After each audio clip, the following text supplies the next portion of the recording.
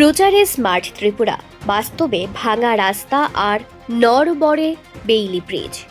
কয়েক যুগের দুর্ভোগে ক্ষুব্ধ গ্রামবাসী। উন্নয়নের ঢাক যতই পেটানো হোক, বাস্তবের ছবি যেন একেবারেই উল্টো।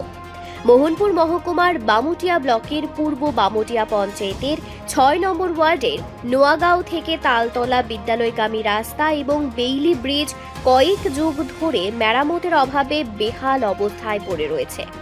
এই রাস্তা দিয়েই প্রতিদিন স্কুল পড়ুয়া, কৃষক এবং স্থানীয় বাসিন্দাদের জীবনের ঝুঁকি নিয়ে যাতায়াত করতে হয়।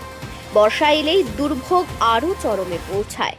অভিযোগ, স্থানীয় জনপ্রতিনিধি, পঞ্চায়েত প্রধান এবং প্রাক্তন বিধায়ককে বারবার জানানো হলেও কাজের কাজ কিছুই হয়নি। শুধু আশ্বাস, শুধু বরাদ্দের ঘোষণা, কিন্তু মাঠে বাস্তবের কোনো পরিবর্তন নেই।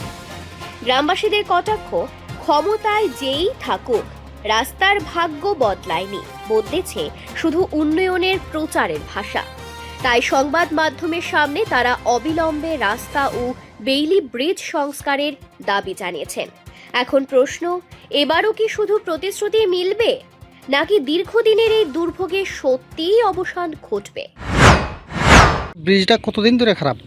অনেক দিন ধরে তো খারাপ, অনেক দিন ধরে।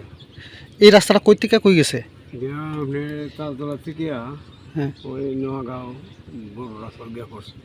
কত বছর ধরে রাস্তা এবং ব্রিজটার এই অবস্থা? অনেক দিন ধরে রাস্তা ঠিকঠাক করার লেগে স্থানীয় যারা কত ইয়া করতেছে, স্যাংশন হইতেছে, কিতা হইতেছে, আমরা বুঝা। এই তো রাস্তা হয়ে যাবো, ওই তো ওখানে তো কইতাছে বেশি দিন না,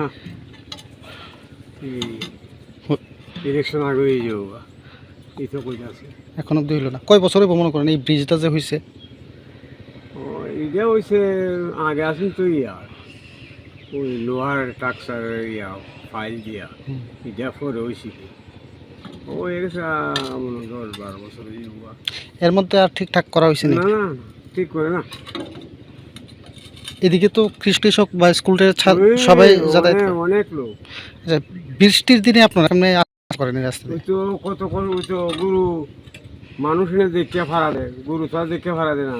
কত গরু চলতেছে, কত গরু ইতেছে, ওই ঠিক করে না তো।